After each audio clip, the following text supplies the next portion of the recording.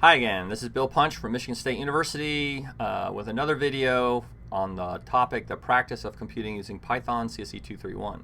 We talked about dictionaries, we talked about using dictionaries. We're now going to look at our last major data structure, the set, and the things that you can do with sets, and then later on introduce an example. Let's get started. So the set is sort of our last major data structure, the one we're going to do work with. We've seen a lot of data structures before, so we can sort of summarize some things pretty quickly here.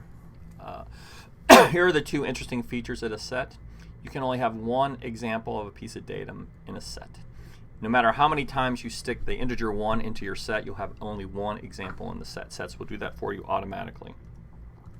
Number two, there's some special set operators, things that you probably learned in grade school, union and intersection and such, that you can do on sets that are really very useful. We'll look at both of these things today. Two ways to make a set. The first is very much like a dictionary. You can use curly brackets, but the following is the difference. If in curly brackets you put key value pairs, that is a key and a value separated by a colon, you get a dictionary. Anything else you put between curly brackets, you get a set, and that's how Python differentiates the two. You can also use, just like any other of the data structures, a set constructor, which takes an iterable and places each element in the set. Here's an example of both of those. Here's an example of the constructor, 3 A's, 3 B's, 3 C's, but in fact only 1 A, 1 B, and 1 C will show up in the set because of the set properties, one example. Here's using curly braces, 2 3's here, but only one example will show up when we make the sets. And that's what we get. One problem with having curly braces performing this sort of double duty is that how do we interpret braces with nothing in it? Python made a decision that is an empty dictionary. If you're going to create an empty set, you have to use the set constructor with nothing in it. Basic features, similar features to a dictionary. It's a mutable data type. It can be changed in place. Stores mixed types, just like a list in a dictionary. Like a dictionary, it is not a sequence. It has no index or sequence number, no operations with square brackets. Basic stuff works here. We can measure the length of a set, which will tell us how many elements are in it. We can ask for membership using the in operator. We can iterate through all the elements and see what's in them. So the set was A, B, C. Those are 3 elements. A is in fact in the set. That's a Boolean true, and it printed out all the elements. What makes sets useful are these cool set operators. They come in very handy. So we're going to work with these two sets, the first set A, B, C, D, the second set C, D, E, F, and see what you can do.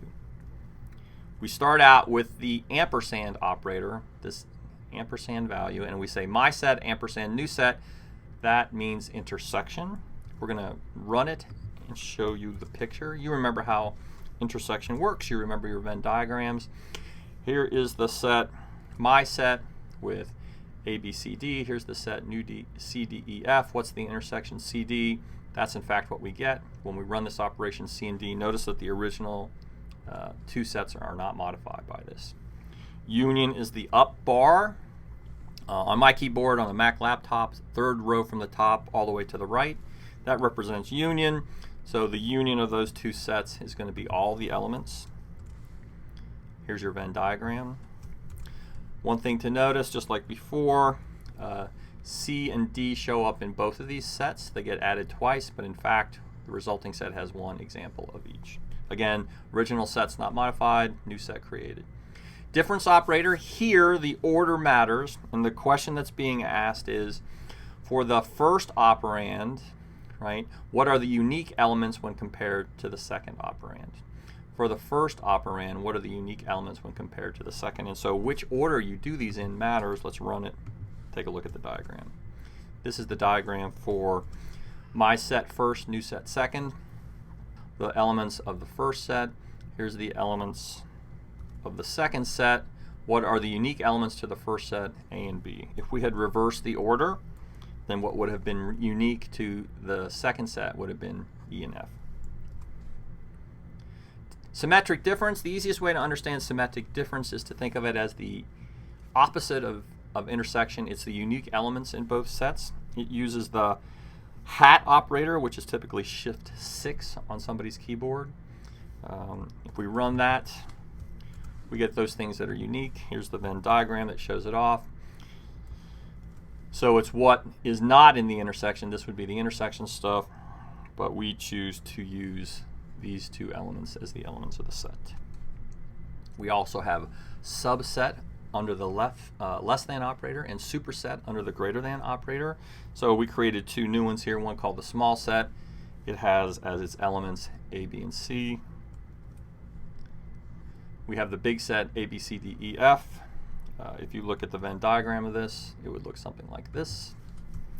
So the small set is fully contained within the large set, and we ask the question then, is the small set a subset of the big set?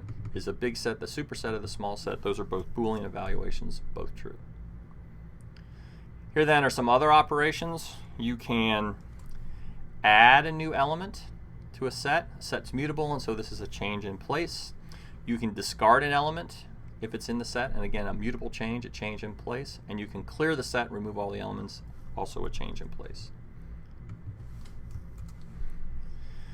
Lastly, there are actually two ways that you can take something out of a set. The one that we've already seen is called discard, but there's another one called remove, and the difference depends on whether what you're trying to take out of the set exists or not. If it turns out that you're trying to remove an element from a set and that element does not exist in a set, then what you get is a key error. If instead what you try to do is discard an element from a set that doesn't exist, it just happily ignores it. So if you want to catch when you're trying to discard, or when you're trying to remove an element that doesn't exist, the remove operator is appropriate, otherwise discard will do the work.